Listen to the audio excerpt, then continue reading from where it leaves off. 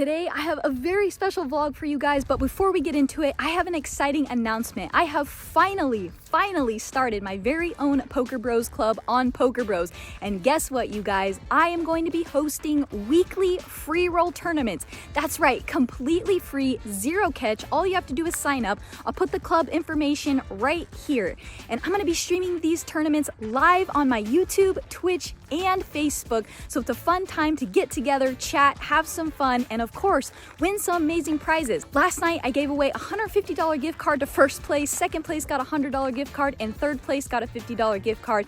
It was a blast. I can't wait to do more of these. It's been a long time coming, so make sure you guys sign up and get involved. It's going to be a great time. And to not miss a single free roll tournament and get alerted, make sure you join my email list at pokerfaceash.com or follow me on Instagram at pokerface_ash. So today, I have a very fun vlog for you guys where I get to final table a RunGood Poker Series tournament, and it was an awesome time. All right, let's get into the vlog. Today, I have a very exciting vlog for you as I find myself at a RunGood Poker Series final table where first place was $11,000, and of course, we were all playing for that coveted RunGood Poker Series ring. I'm so excited to take you guys through a bunch of hands I played to navigate to that final table. If you guys have never played in a RunGood Poker Series event, make sure you head to rungood.com and find a stop near you. You'll meet incredible people, it's always a blast, and of course the tournaments are so much fun. Make sure you guys check it out. Alright, let's get into some poker hands. In this $300 one-day ring event, we have a 20,000 starting stack and 30-minute levels, so not a bad structure for a $300 one-day tournament. At the point in the tournament where I decided to start vlogging, blinds are 300, 600, 600, and I had amassed a stack of 43,100. Good for a very nice stack of 71 big blinds. In this hand, under the gun limps, and he had just lost a big pot and was pretty frustrated. He was also playing a ton of hands by limping pre-flop and pretty much calling any raise. Same with the lady to my right, she was playing a ton of hands and was getting in the mix a lot, so she limps as well, and then I look down next to act at pocket kings. So because I know they're very loose passive and calling pretty much any raise pre-flop, I'm gonna exploitatively size up just a bit here, hope to pick up at least one caller and go heads up to a flop. So I raise to 3,000. It folds all the way back around to the under the gun player, and he thinks for a little bit and is unsure what to do. He then lands on the option to go all in for a little over 14,000 chips. I'm jumping for joy inside as that's the best possible outcome I could have possibly hoped for. The lady to my right folds, and we stick in the snap call, of course, and here's what happened.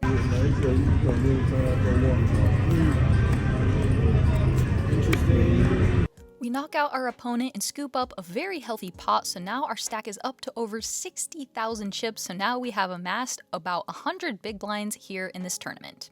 In this hand, blinds have now gone up to 400, 800, 800, and I have a stack of 60,600. I'm under the gun and look down at Ace-Jack offsuit. As you can see here from studying my ranges with 80 big blind stacks under the gun, Ace-Jack offsuit is going to be the bottom of my offsuit Ace-X hands that I'm going to be opening. In this player pool, I can sometimes make a case for opening the Ace-10 offsuit, but this table was a bit sticky pre-flop, so I'm going to cut that one out and raise the Ace-Jack offsuit. I make it 1,600. Under the gun 2 calls and the big blind calls, so we're going to go 3 ways to a flop of 10, 9, 3 rainbow. The big blind checks it over to me. On this board texture, facing 2 opponents and being out of position, I think we're going to want to check our entire range. Facing an opponent on my left who probably has a lot of pocket pairs and Broadway cards that are going to peel, I elect to check. The turn is at offsuit 3, so now the board is paired. My right checks again, and now it's on me. I think our ace high can actually be good here some of the time, but when the board pairs on the turn, we're not going to get the player to my left to fold a lot of his pairs like 7s or 8s, so I elect to check yet again. The river is an offsuit 4, and now it checks to me yet again. Well, now we can just hope we have good showdown value with our ace high as played, so I check, and sure enough, the player to my left checks as well, and he announces king high. That sends the player to my right's hand into the muck, and then I flip over my ace high and we are good and take down a nice little pot.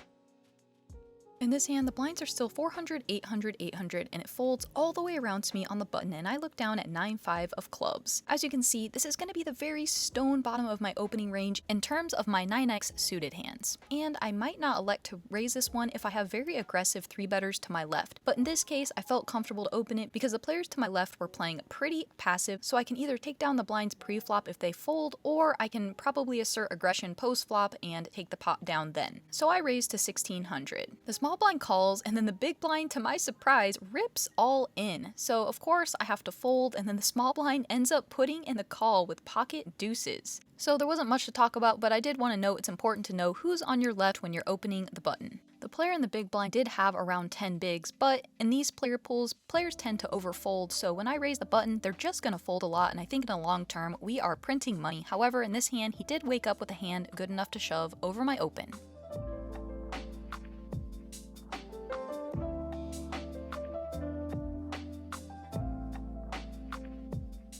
In this hand, blinds have moved up to 500, 1,000, 1,000, and I have a stack of 53,300, good for 53 big blinds. The under the gun player, who was opening a lot of hands, I had noticed he's pretty loose, especially with his opens in early position. He raises to 3,000, which is 3 big blinds, which at this stage in the tournament is a bit on the bigger side. And the lady to my left, who plays very, very loose and calls a lot pre-flop, she makes the call unsurprisingly, and then I look down at ace-10 offsuit in the cutoff. I think because I know the under the gun player is opening a very loose range, I can turn this hand into a 3-bet and try to isolate or just take it down pre-flop. However, I don't expect the player to my right to fold that often, but we can take this down post-flop because she's going to arrive at the flop with a very, very wide range. So I decide to raise. I don't need to make it too big here for a couple reasons. 1, SPR is already going to be a bit shallow, and 2, amateur recreational players don't pay attention to how many big blinds you're raising to, they pay attention to the amount. So in this case, 8,000 chips seems like a lot to some players. So I 3-bet, and unfortunately my plan did not work as they both call, and the flop comes king high, all diamonds, and unfortunately I do not have the ace of diamonds in my hand. The under the gun original raiser checks, and now it's on the lady to my right, and she leads very quickly for 15,000.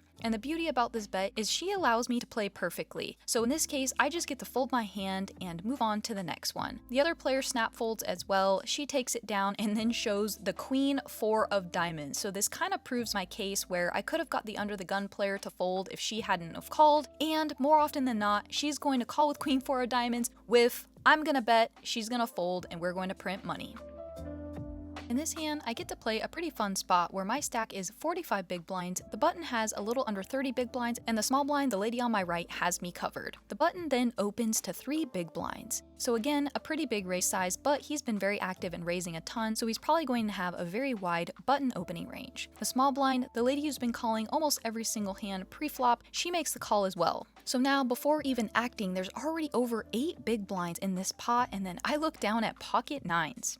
As you can see, we're going to be jamming pretty much every single small and medium pocket pair, as well as some of our suited aces, suited Broadway hands, and some of our hands like ace-jack offsuit, ace-10 offsuit. So in this case, pocket 9s is a slam dunk shove. We get to pick up so many big blinds if they fold, and the lady to my right in the small blind should not have a very strong hand at all, considering she's been calling a lot pre-flop and definitely not slow playing any strong hands. So pocket 9s here is a hand that wants to see all 5 cards. It would be a shame to just flat pre-flop and have to fold to aggression on boards that have over cards, and the beautiful thing is we can get hands to fold like king 10 offsuit, king, queen, king, jack, etc. Hands that make us very vulnerable to getting out-flopped. So if our opponents fold, we just get to take down all these big blinds and protect our hand. So I shove all in, and my opponents pretty much snap fold, so we get to take down a very, very healthy pot with our pocket pair.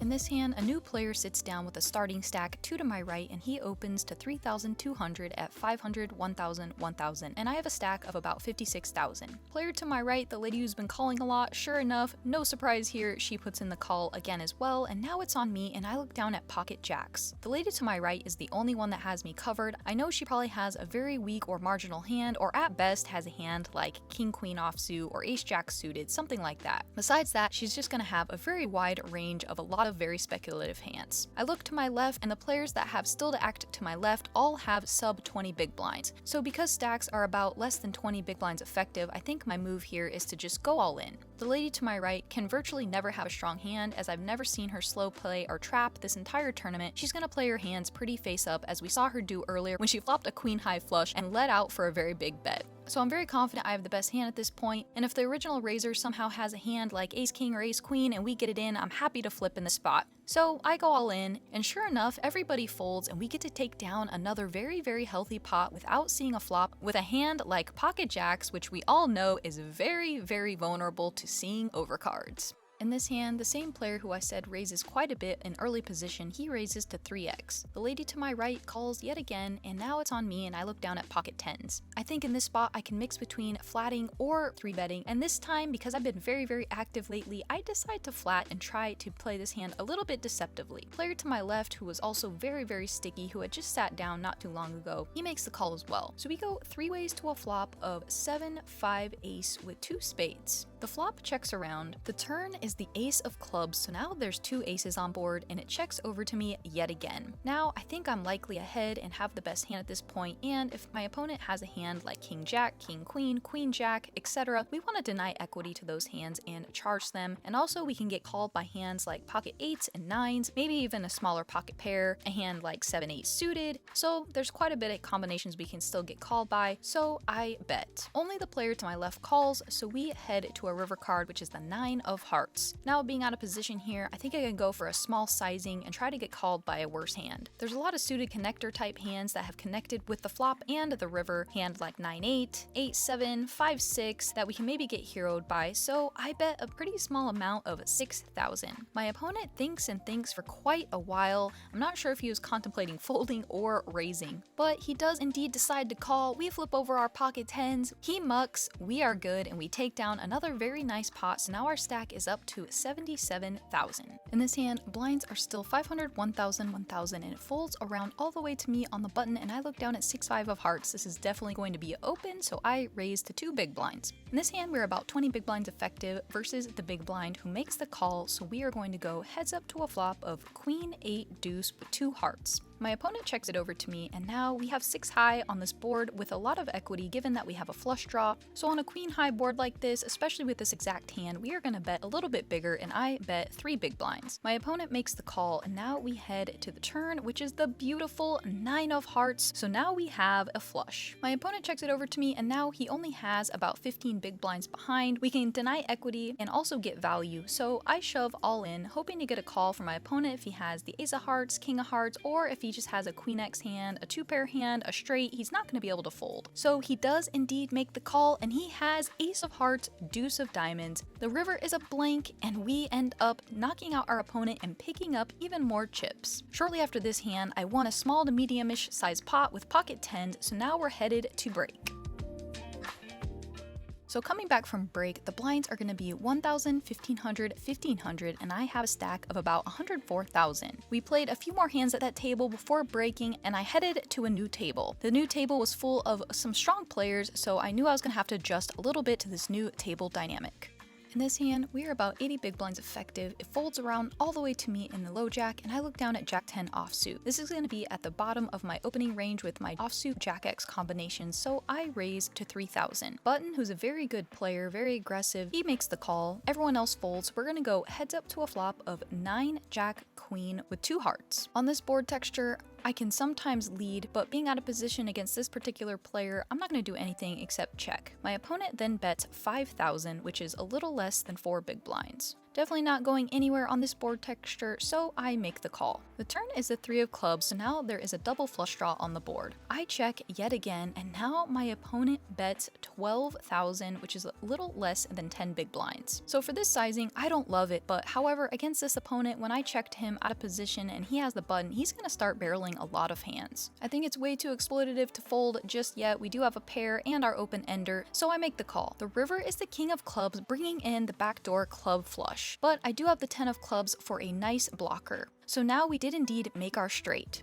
I'm not too concerned about my opponent having a club flush, and if our opponent was betting for value, we definitely don't want this one to check through. So I put out a bet of 22,000. My opponent is sick to his stomach. He's really upset. He definitely must have had a very strong made hand until the river. He tanks and tanks for quite a while. At this point, I'm just praying for him to call. I think he either had a set or 2 pair. But my opponent ends up landing on a fold, and afterwards I heard him talking, and I'm pretty sure he had a set of 9s. So I'm really glad I didn't check there, put max pressure on him, hoping for him to find a hero call with this set of 9s, but he did end up making a very good fold, and we do take down a very nice pot. In this hand, we play an absolute monster pot as there's a raise from the hijack. I'm next to act in the cutoff and look down at queen 10 of spades. I think I can go either way between raising and calling, and I elect to call this time. The small and the big blind come along, so we're gonna go 4 ways to a flop of Queen Jack 5 with 2 spades, so we flop ourselves the absolute world with our pair of queens and our queen high flush draw. The original raiser in the hijack bets 7,000. Once again, I think I can go either way between raising or flatting here. We can keep all worse hands in. We flop the absolute world. This is a multi-way pot, so in this case, I decided to just call. Then the big blind rips all in for around 60,000 chips, so this pot is getting massive. The original raiser tanks and tanks for quite a while. He probably has a pretty strong hand, but after he folds, I don't have any other decision here except to make the call, so I stick my chips in. My opponent shows ace 4 of spades, so we are hoping to dodge a spade or an ace, and we do as we get the clean run out, and now we have almost 200,000 chips. Our stack is up to 195,000, and it was a great time to pick up some chips because now we are approaching the bubble. In this hand, we find ourselves in a very sticky situation. There's a limp in middle position, and then I'm gonna cut off and look down at pocket jacks. I raise it up to 7,500. Then a pretty competent player to my left makes a call on the button, and the original limper calls, so we're going to go 3 ways to a flop of 3, 4, 6 rainbow. The player in middle position checks it over to me, and on this board texture, my hand does need protection. We still do have a very strong hand. If the board was, for example, 3, 4, 5 or 5, 6, 7, something like that, then we would elect to check call. However, our hand needs to bet, so I bet 7,500. The button quickly folds, and then the player in middle position raises to 24,000. I really hate to see this bet. It puts me in a tough spot. We do have position, however, facing a check raise from a player who's probably not a professional and more likely to be a recreational and amateur player is probably just not bluffing. So what hands is he raising with that we have beat? He's going to be raising all of his sets. If he limp called pre-flop with pocket 3s, pocket 4s, and 6s, he could perhaps be doing this with a hand like ace 5 suited for an open ender, or he could have flopped 2 pair if he's in there with a hand like 4-6 suited. Maybe some hands we have B as well, a hand that wants protection like pocket 7s, 8s, 9s, although he would probably raise these pre-flop. So I don't love it, but I think it's a little bit too exploitable to fold just yet. Even though I hate this raise size, I make the call. The turn is an offsuit queen, and now he rips all in. So now at this point, I think he just has to have a hand that has me beat, and plus this queen is saving me if he does have a hand like a flopped set. So annoyingly, I do have to make the fold, putting me in a very, very tough spot with my pocket jacks. I fold, and he shows me pocket 6s, so he did flop top set on that board, and we do lose a big chunk. However, we still have 145,000 going to 1,500, 3,000, 3,000.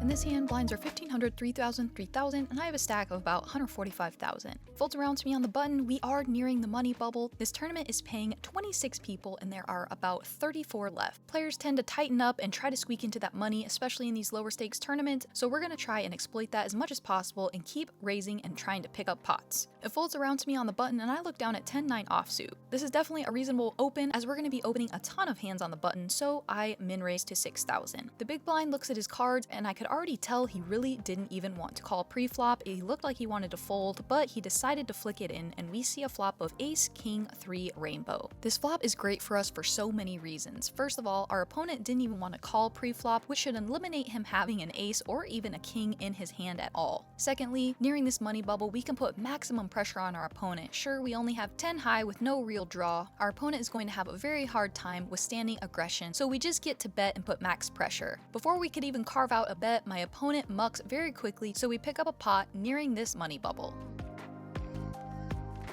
So now there are 29 players left, and this pays 26, so we are very, very close to the bubble, however not quite there. And since it's a smaller field, the bubble isn't going to go as fast as you might think, so players are going to tighten up, stacks are going to get shallower, and we're going to have to navigate this. We picked up some pots, but went a little bit spot dead and card dead, so our stack is around 108,000 when this hand happens. I apologize, I didn't get video of this one. There was a lot going on during the tournament, and of course I was trying my best to focus, but I did raise pocket queens in early position. And then a player 2 to my left, who's a very aggressive player and a very good player, he 3-bets to 33,000. Folds back around to me. This player is definitely going to be doing this with some light 3-bets. He's going to try to punish me on this bubble, especially because my stack has dwindled just a bit. But pocket queens is way too strong to put in the fold here, and if we shove all in and get called by a hand like ace queen suited, we're in great shape. If he has ace king, then we're off to the races and going to flip for a big pot, and if he has pocket jacks, we also have him crushed, so we're going to go all in. So So I rip it in and he pretty much snap folds, so it looks like he was 3-betting me a little bit light, so we pick up a very, very nice pot, and now our stack is up to 150,000. Unfortunately, the same thing happened in this hand that happened in the last one, where I didn't get a chance to film it. I had a lot going on, taking notes at the table, trying to make this the best vlog I possibly can for you guys, but in turn, I did sacrifice getting footage on this one. So we're on the bubble with 29 people left, and I'm in the cutoff with King Queen offsuit. I raised the 2 big blinds. The button, who is a very, very competent player, the same one who 3-bet me when I had the pocket queens, he makes the call, so we're gonna go heads up to a flop of bingo, king, queen, 7 rainbow, so we flop top 2 pair. This is definitely a hand we're not gonna be getting away from and hoping to get the money in. I bet 10,000, which at this point is 2 big blinds. He makes the call. The turn is another king, so now I have this hand absolutely locked up as we have a full house, the nut full house. I check it over to him as he's going to start betting with some of his bluffs, and he could be overvaluing a hand, and of course we don't want him to fold, we're trying to trap, so I check, and unfortunately he checks behind. The river is the 9 of hearts, and now I gotta go for some value, and so I bet 27,000. He thinks for a little bit, tanks, and then makes the call, so now we win a very, very healthy pot, and now the blinds are up to 3,000, 6,000, 6,000, and now I have some chips to play with on this bubble and try to accumulate. So not too long after that hand happened, with my newly acquired chips, I was able to punish the bubble just a little bit and stacked up to 270,000. And then we did burst the bubble, we were in the money. Now that we're guaranteed our cash, it's time to put the gas on and make that push to the final table. And after the money bubble burst, players were dropping like flies, so before you knew it, we had reached the final table, and I was pretty excited because a few of my good friends, Brian and Joey, both made the final table with me as well. So let's head over and play some final table hands. So we definitely have our work cut out for us on this final table, as I'm about 6th or 7th in chips out of the 9 players remaining, but have no fear, one of my favorite things in poker is navigating final tables, so let's do it. In the very, very first hand of the final table, I get dealt pocket queens in early position, and I raise to 26,000. The blinds are 6,000, 12,000, 12,000, and I have about 15 big blinds to start the hand. And if you're wondering why I elect to min raise this hand instead of shove all in with my 15 big blinds, it's for a number of reasons. First of all, when we min raise, we induce worse hands to shove over our open, especially the shorter stacks to my left. Secondly, it's most common in tournaments for someone to raise and then the big blind to call, and especially at a final table with players playing tighter, we don't want the big blind to fold, so when we shove, we get all worse hands to fold. But when we min raise, we keep all worse hands in, which is a great result for us. The biggest stack at the table on the button makes the call, and so we're going to go heads up to a flop of 10, 7, 6 with 2 hearts. I'm out of position against this opponent on a pretty wet and dynamic board. At the time, I was thinking if I shove, I can get called by a lot of worse hands. However, I didn't realize I had the Queen of Hearts in my hand, so we do block him having some heart draws. But I think I'd prefer to check and then jam over a bet, or just jam a safe turn card because I might be getting too many hands to fold if I jam. If we jam here and get folds, we're fine, as our hand is still a little bit vulnerable to an ace or a king, and we are at a final table where it's just really valuable to pick up chips, so I elect to go all in, and my opponent folds, and we pick up a very healthy pot to start this final table. Alright, we are on break. It's been really hard to vlog because my phone's been dying all day, but I've been trying so hard to keep vlogging for you guys. 9 left. I'm probably at least 6th or 7th in chips out of the 9 players left. So there's a lot of playability, a lot of deeper stacks. We're going to have to do some work and catch some heat, but laddering up in this one will be very, very nice. So let's see if we can hang on and win some pots. Shortly after that hand, I pick up pocket kings under the gun 1, and I raise to 35,000 with the blinds at 8,000, 16, 16. The button and the big blind call, so we are going to go 3 ways to a flop of ace, king, 7, rainbow. We flop a set of kings on an ace high board, pretty much the absolute dream. The big blind checks it over to me, and on an ace high board, we are not going to slow play this hand. Our opponents can have pretty much every single ace-x combination suited and a lot of offsuit ones. They're not going to fold to 1 bet when they hit their hand, so we're going to go for max value, and I bet 22,000. Only the button calls, so we head to a turn card, which brings in a diamond flush draw. I don't have a ton of big blinds behind, so I ship. My opponent finds the call, and he has ace 10. Here's what happens. Wow. Good. Does he have an ace? Yes. So we get the full double up, and now our stack is up to over $500,000 in chips. So at this point, there are 6 players left, and we're guaranteed about $2,000 when this hand starts. The blinds are 10,000, 20,000, 20,000, and my stack is about 440,000, good for 22 big blinds. I pick up pocket jacks in early position and I open to 2 big blinds. The player who I just won that big pot against with my pocket kings, he has now dwindled down to a pretty short stack. He makes the call and then the big blind called as well, so we go 3 ways to a flop of jack, 9, deuce with 2 spades, so we flop ourselves another set on this somewhat wet and dynamic board. The big blind checks it over to me and I bet 75,000. The player to my left then thinks for a little bit and he decides to rip all in. The big blind folds and of course I snap call, and my opponent has king jack with 1 spade, so he's drawing pretty thin. Here's what happened. I've got like 340.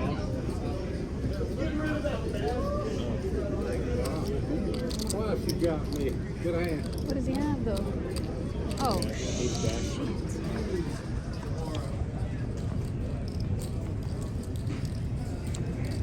So we knock a player out, now we're down to 5 players and this is getting intense. This is exciting, this is what you play for and you dream of, to make a final table and navigate, and of course we are running super hot right now. So after that hand I really had to focus, wasn't able to record a ton of hands. We ended up getting down to 4-handed and I had 15 big blinds, but everybody was pretty short stacked. Unfortunately I had my friend Brian to my direct left, who is one of the best tournament players I know. He has millions in online tournament earnings, and then the player to my right, he was aggressive and had a big stack, so I was kind of stuck in a hard place between 2 big stacks. So like I said, at this point I have 15 big blinds, we are 4-handed, I'm guaranteed $4,000, so not a bad day at the office, being in for $300 in this tournament. It folds all the way over to my opponent in the small blind, and he had raised my big blind many times, and unfortunately every single time he did I had a hand like 8 deuce off, 9-3 off, hands that I can't even call raises with, so it was a little bit frustrating. However, it's just the nature of the game sometimes, so he probably perceives me to be a little bit tighter than I actually am. So when it folded to him, he puts in a raise just like he always was doing. And I have 15 big blinds and look down at ace king offsuit, an absolute dream spot, as I'm going to have so much of his range absolutely crushed. So I don't have any other choice here than to go all in. He's gonna call me with all of his small pocket pairs and we're gonna flip for a very big chip lead pot. So this is such a beautiful spot. I rip it in and here's what happened. Oh. Alright, I'll take an ace one time.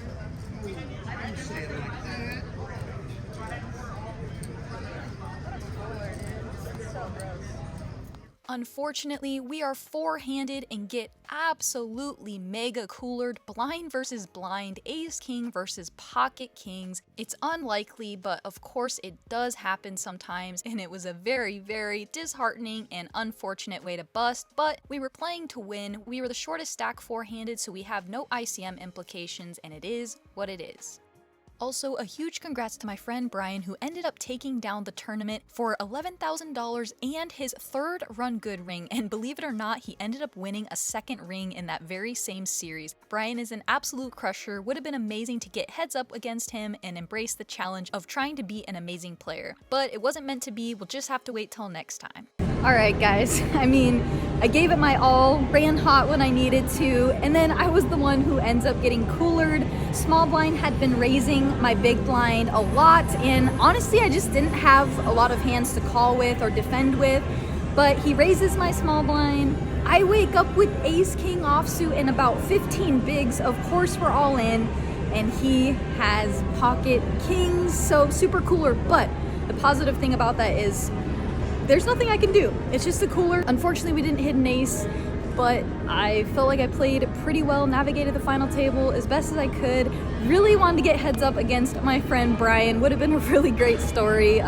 Really respect him as a poker player. He's an absolute crusher, but unfortunately, we're out in 4th for about $4,000. So this was a $300 tournament, so to turn it into 4K feels great. And anyway, thank you guys all so much for the support. If you guys enjoyed the vlog, would you do me a huge favor and go all in and like, comment, and subscribe? It would mean the world to me. We are just getting started on this journey. It's only up from here. I'll see you guys next time.